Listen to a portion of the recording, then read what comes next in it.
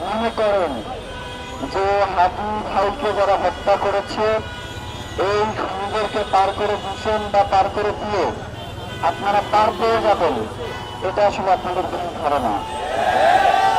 শ্রীলঙ্কাতে আপনারা দেখেন নাই যে অভ্যুত্থানের পরে তাদের এমপি মন্ত্রীদের অবস্থা কি ছিল? তো 5ই আগস্ট থেকে 20 আগস্ট পর্যন্ত জুলাই অভ্যুত্থান পরবর্তী আমাদের যে কাজটা করবার দরকার ছিল আমরা সেই কাজটা করতে পারি নাই। আওয়ামী লীগের বিরুদ্ধে আমাদের যে ধরনের অ্যাকশনে যাওয়ার কথা ছিল, শোষণদের কারণে আমরা সেই অ্যাকশন নিতে পারি নাই। 7 তারিখে আমরা চার্জশিট দেখবো যে আপনি কোন ধরনের চার্জশিট পান। বলছেন যে তদন্তের স্বার্থে যদি আপনারা প্রেশার ক্রিয়েট করেন তাহলে চার্জশিটে হয়তো অনেক ধরনের ভুল বা অসঙ্গতি আসতে পারে, যার কারণে অন্তত চার্জশিটের ক্ষেত্রে আপনারা আমাদেরকে প্রেশার ক্রিয়েট করবেন না, করলাম না। 7 তারিখ পর্যন্ত এখানে যারা আছি আমরা সবাই 7 তারিখ পর্যন্ত সময় দিলাম, কিন্তু 7 তারিখের পরে যদি দেখি যে চার্জশিটে কোনো ধরনের উল্টোপাল্টা কিছু লেখা আছে, চার্জশিট পুরাই খাওয়াই দিবি। মানে এইখানে কোন ধরনের সার আমরা দিব না, আমাদের জনগণ পরিষ্কার। এই হাদি ভাই কোনোদিন সরকারের ছিল না, এই হাদি ভাই ছিল জনগণের। সুতরাং এই জনগণ সিদ্ধান্ত নেবে হাদি ভাই হত্যার বিচার হবে কি হবে না, যে সরকারের দরকার নাই। এই জনগণ যদি আপনারা বলে যে সরকার তোমাকে বিচার করতে হবে, এর বাইরে তুমি ক্ষমতা ছাড়তে পারবে না, তাহলে তোমার ক্ষমতা ধরকের বিচার করতে হবে। তোমরা যদি মনে করো যে প্রত্যেকে যে যার কাছে ফিরে যাবা, অবশ্যই যে যার কাছে ফিরে যাবা, কিন্তু এর পরে যে জনগণের খারাপ প্রতিরোধ হবে, প্রতিরোধ জনগণ যেটা গড়ে তুলবে, এইটা সামান দিতে তার বাকি না, এইটা ভাইবার ক্ষমতা চাইবে, তারাও ক্ষমতা চাইবে না। স্বরাষ্ট্র উপদেষ্টা মাঝখানে সে পদত্যাগ করতে চাইছে বা এই ধরনের মুখে মুখে আলাপ হচ্ছে। মানে তুমি কোনো কিছু না বলবা, তোমার পদত্যাগ করার ক্ষমতাটা তোমার খেতেছে, যে আমরা জানতে চাই। মানে তুমি কি বলছো যে হাদি হত্যার বিচারে আমি কেন করতে পারতেছি না, আমার কিছু বাধা দিতে, সেগুলো কি সে কিছু বলছে? এইগুলা না বললে ডক্টর ইউনুসে পদত্যাগ করতে পারবে না। মানে ডক্টর ইউনুসের পদত্যাগ করতে হইলে হাদি হত্যার বিচারে তার বিচারে কি প্রেশার ক্রিয়েট করছে, এটা আমরা জানতে চাই। জানাজার মাঠে আপনি হাদিকে ধারণ করেন, আপনি রাষ্ট্র করবেন, আপনি হাতের ধারণ করে করবেন কি? হাদিকে তো জনগণ ধারণ করে নিচ্ছে, আপনার ধারণ করবার দরকার নাই। আপনার কাজ হচ্ছে হাদি হত্যার বিচার করা, আপনার ধারণ করার দরকার নাই। আপনি কেবলমাত্র বিচারের মাধ্যমেই এইটা পরিষ্কার করতে পারেন যে আপনি হাতের ধারণ করেন।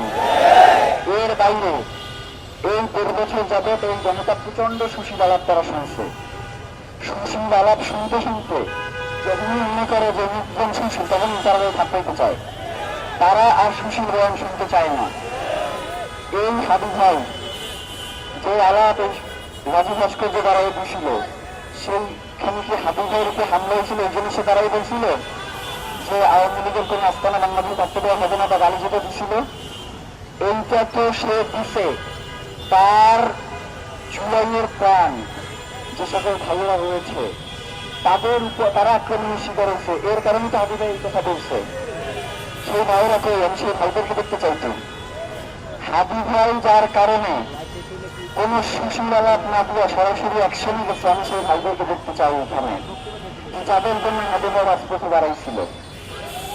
আপনাদের কাছে যদি মনে হয় যে আপনারা হাদি ভাইকে শুধুমাত্র আপনাদের নির্বাচনী প্রচারণার কাজে ব্যবহার করবেন, আপনাদেরকে একটা জিনিস জানিয়ে রাখি, হাদি ভাই 7 তারিখে চার্জশিট দাখিল হয়ে যাবে, এরপরে বিচার কার্য শুরু হবে।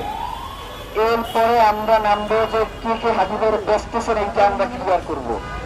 যে হাদি ভাইয়ের সাথে কার কি ধরনের সম্পর্ক ছিল, এইটা আমরা সরাসরি ইনকলাব মঞ্চ থেকে একটা নোটিশ আকারে দিব।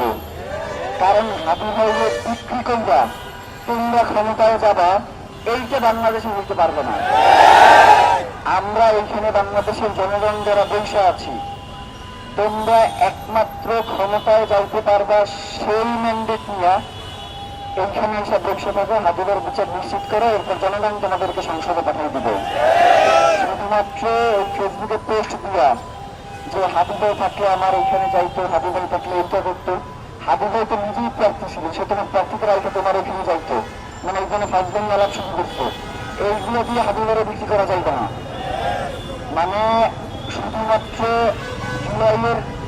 তারা নয়, জামাতের আমির বিএনপির চেয়ারপারসন, সে যদি রাজনৈতিক ক্ষেত্রে শুধুমাত্র ব্যবহারের জন্য হাদি ভাইয়ের নাম বলে আমাদের তাদেরকে প্রতিরোধ করতে হবে। হাদি ভাই শুধুমাত্র তাদের না, কোনো দলের না। হাদি ভাই ছিল সবসময় বাংলাদেশের স্বাধীনতা, সার্বভৌমত্বের, বাংলাদেশের জনগণের। এর বাইরে হাদি ভাই নিজে কোনো একদিন পরিচয় দেয়নি নিজে। কোনদিন হাদি ভাইকে কেউ কোন সুপারিশ নিয়ে আসছে? আমাদের ইনকলাব কালচারাল সেন্টারে একটাই ছিল যে ইনকলাব কালচারাল সেন্টারে যদি আইসাকে জুলাই যোদ্ধা বলে দাবি করে যে আমি জুলাই যোদ্ধা হাদিদের সাথে দেওয়া করতে চাই, তাহলে আমাদের নির্দেশনা দেওয়া ছিল হাদিদের বাজিয়ে রাখতে হবে, বান্ডে এরপর হাদিদের ডাকতে হবে, তার আগে দেখা যাবে না। যেমনি ভাবে মুক্তিযোদ্ধাকে কলঙ্কিত করা হয়েছে, মুক্তিযোদ্ধাকে মুক্তিযোদ্ধার নাম দিয়া, যেমন পত্রিকাগুলো দেখেন কত বড় সুয়াদ, তারা নিউজ করে যে অমুক বীর মুক্তিযোদ্ধার গলায় মালা, ওকে চোর, ওকে ভোট চোর, ওকে ধর্ষণ মামলার আসামি, এইগুলো ফ্রেমিং আসে না। ফ্রেমিং আসে কি অমুক মুক্তিযোদ্ধার ভোট চোর, মানে অমুক মুক্তিযোদ্ধার গলায় মালা, মুক্তিযুদ্ধের খুব অবমাননা না।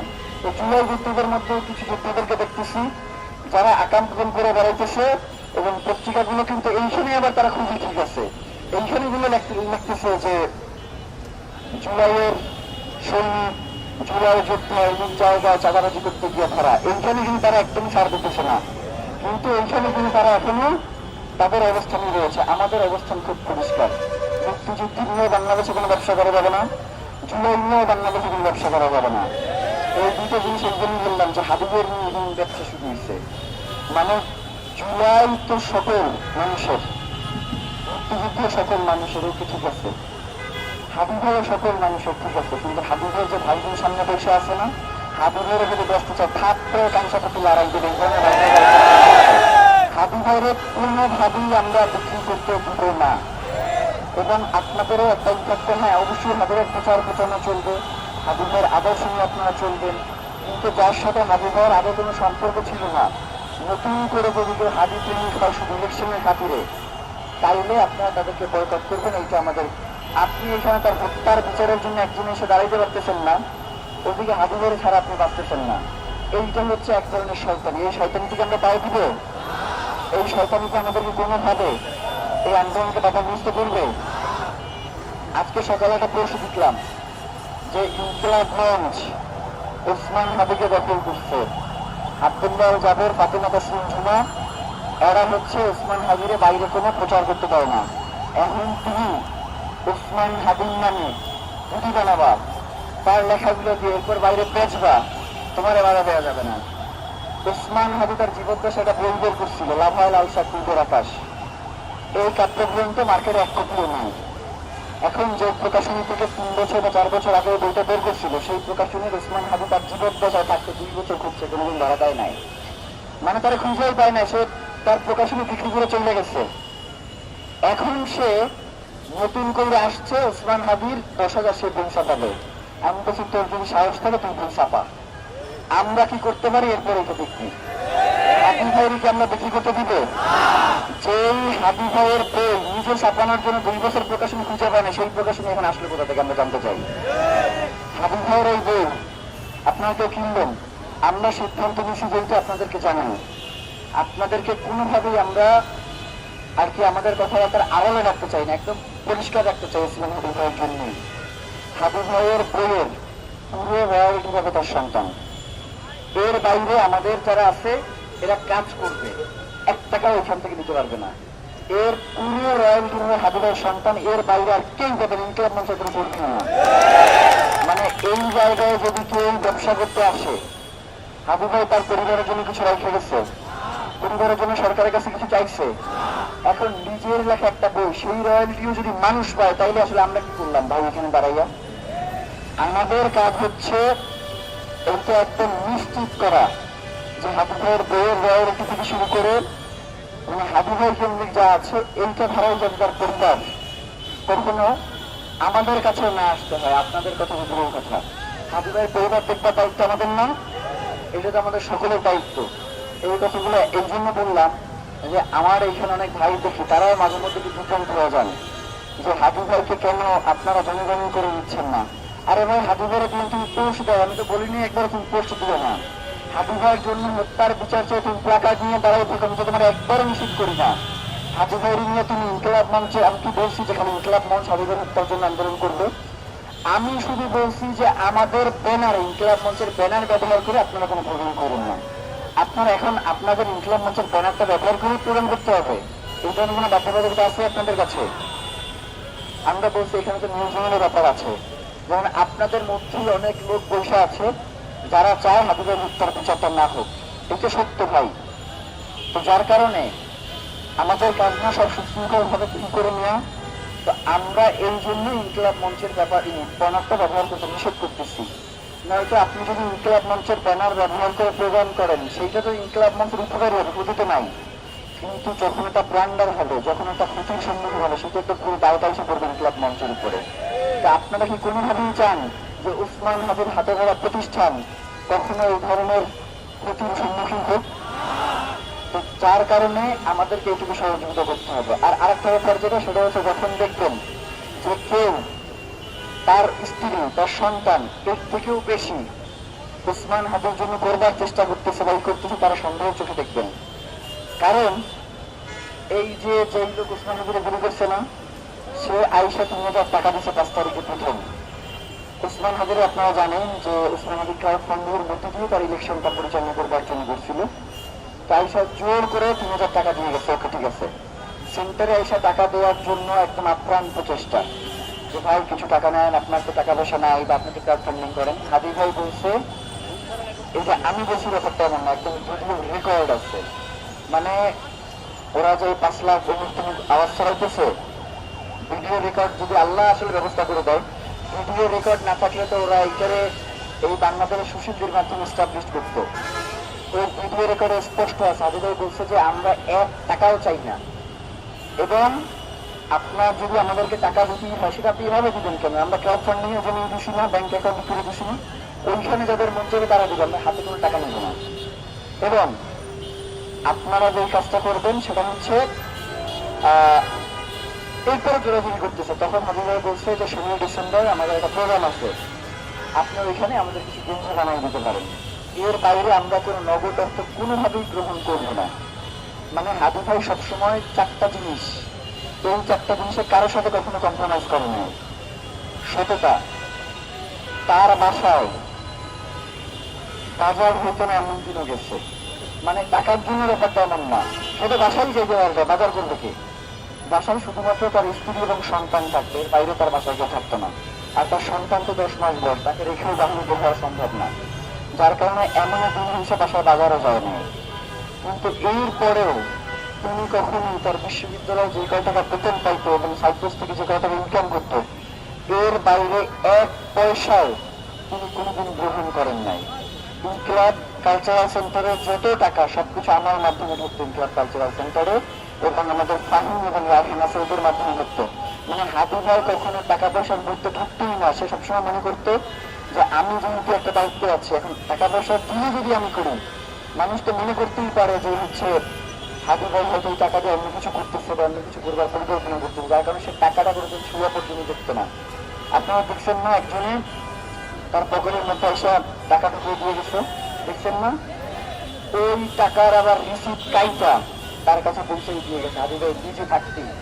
মানে সে কখনই টাকা পয়সার ব্যাপারে একদম ট্রান্সপারেন্ট থাকতে পছন্দ করতো। বাংলাদেশে অনেক দল আছে না, অনেক সংগঠন আছে না, কাউকে কোনোদিন দেখছেন যে প্রত্যেক মাস শেষে কয় টাকা তার অ্যাকাউন্টে এসে ঢুকছে এই কাজের জন্য, আর কয় টাকা খরচ হচ্ছে, এইটা একদম স্টেটমেন্ট আকারে দিতে দেখছেন? তবে হাদি ভাই এটা প্রত্যেক মাসে করতো। এবং হাদি ভাই এইটাতেও সন্তুষ্ট ছিল না। হাদি ভাই অডিট টিম ঠিক করছে যে এখন থেকে পুরো যে টাকা পয়সার হিসাব, এটা একদম প্রফেশনাল যে অডিট ফার্ম আছে এইগুলো দিয়ে হবে, আমরাও হিসাব করবো না। মানে এটা হচ্ছে তার ১ নম্বর জিনিস। ২ নম্বর যে জিনিসটা সেটা হচ্ছে স্বাধীনতা এবং সার্বভৌমত্ব। এই আলাপ তিনি আজকে যে ৫ তারিখের পরও আলাপ করেন, ব্যাপারটা এমন না। আপনারা দেখবেন হাদি ভাই কিছু পুরাতন ভিডিও অনেক ভাইয়ের কাছে ছিল, সেইগুলো তারা আপলোড দিচ্ছে। সেইখানেও হাদি ভাই বলতেছে যে আমাদেরকে এই ইনসাফের লড়াইটা করতে হবে, আমাদেরকে এই স্বাধীনতা সার্বভৌমত্বের জন্য আমাদের জীবন দেওয়া লাগলে আমাদের জীবন দিতে হবে। 2018 সালের একটা ভিডিওতে আমি দেখতেছি যে হাবিব ভাই এই কথা বলতেছে। মানে হাবিব ভাই 5 তারিখে পরে আইসা এই কথাগুলো বলতেছে, ব্যাপারটা এমন না। হাবিব ভাই তার পুরোটা জীবন সে সবসময় এই মনোবাসনাই লালন করত। 5 তারিখের পরে যখন জনগণ সামনে এসে কথা বলবার সুযোগ পাইছে, তার ধারাবাহিকতা হাবিবিও সামনে আসার সুযোগ পাইছে। এর আগে তো কাউকে কথা বলতে দেওয়া হতো না।